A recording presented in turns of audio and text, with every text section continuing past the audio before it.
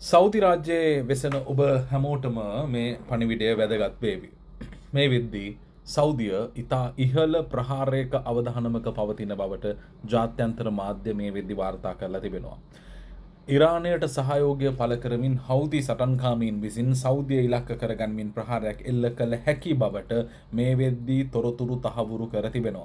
Saudi අරාබියා on high alert over coordinated Iran back attack warnings මේ වෙද්දී එම අනතුරු ඇඟවීමේ නිවේදන නිකුත් කර ඇති බව එරට මාධ්‍ය වාර්තා කර තිබෙනවා. ඒ අනුව වාර්තා වන ආකාරයට ඉරාක් හමුදාවන් ඒ වගේම තමයි යෙමන හවුදි සටන්කාමීන් මේ කියන දෙපාර්ශ්වයම ඒකාබද්ධව සෞදි ආර්ථිකයට සහ සිවිල් ජනතාව වෙසෙන ස්ථාන ඒ වගේම සිවිල් ජනතාව භාවිත කරනු ලබන යටිතල පහසුකම් ඉලක්ක කරගනිමින් ප්‍රහාර එල්ල විය හැක. විශේෂයෙන්ම රියාද් අනතුරුදායක තැනක තිබෙන්නේ. ඒ වගේම තමයි මේ වෙද්දී තවත් තොරතුරු වලට අනුව සෞදියට තවත් ප්‍රහාර එල්ල කිරීමේ යම් සූදානමක පවතින බවට මේ වෙද්දී ආරක්ෂක අංශ අනතුරු ඇඟවීමක් සිදු කර තිබෙනවා.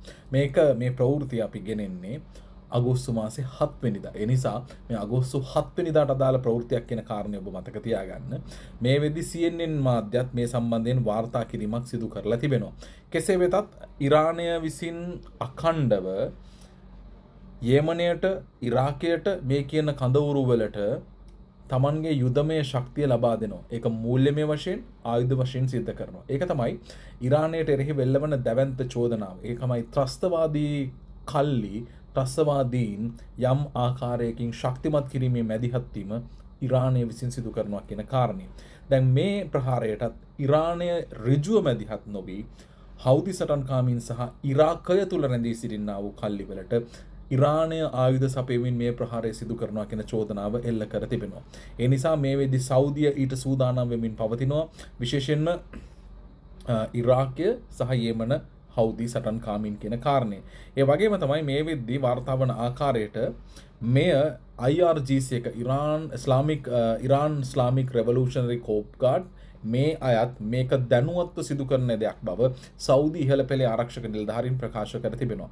ඒ වගේම තමයි මේ වෙනකොට බ්‍රහස්පතින්දා රාත්‍රියේදී ලැබුණු ජාත්‍යන්තර බුද්ධි තොරතුරු වලට අනුව තමයි මේ සංවාදය මේ වෙද්දී නිර්මාණය වෙලා තිබෙන්නේ. විශේෂයෙන්ම වරාය ගුවන්තොටුපළ එනර්ජි ඉන්ෆ්‍රාස්ට්‍රක්චර් කියන්නේ යම් ආකාරයකින් පාවිච්චි කරන යටිතල පහසුකම්, මේ කියන්නේ බල ශක්තිය යටිතල පහසුකම්, ඒ වගේම ආර්ථිකමය යටිතල පහසුකම් සහ රට තුල සිවිල් ජනතාව පාවිච්චි කරන ඒවාට ඉලක්ක වෙන්න පුළුවන්. ඒ වගේම තමයි Saudi අරාබිය had observed drones and missiles being moved, suggesting coordinated operation from both direction and was prepared to take all necessary measures. ඒ තමයි මේක උතුරු දකුණු කියන කොටස් දෙකෙන්ම ප්‍රහාර එල්ලවීමේ තත්ත්වයක් නිර්මාණය වෙලා තියෙනවා. මොකද ඉරාකය සහ යෙමනය කියන රාජ්‍යයන් දෙකම ඒකාබද්ධ වෙල්ල කරන්න පුළුවන්. ඒ නිසා සෞදිය මේ වෙද්දී ආරක්ෂාව තහවුරු කර තිබෙනවා මේ සෑම අංශයකින්ම. ඒ වගේම තමයි සෞදි අරාබියාවට පාකිස්තානය, තුර්කිය මේ කියන රාජ්‍යයන් ඒකාබද්ධව සෞදි, පාකිස්තාන සහ තුර්කී දැන් සූදානම් ජොයින්ට් ඩිෆෙන්ස් ඇග්‍රීමන්ට් එකට ඒකාබද්ධ ආරක්ෂක ගිවිසුමකට අවතීර්ණ වෙන්නට. මේ සම්බන්ධයෙන් සිකුරාදා දවසේදී විශේෂයෙන්ම මක්කාවලදී මේ කතාව සිද්ධ වෙනවා කියන කාරණේ ප්‍රකාශ වෙලා තිබුණා.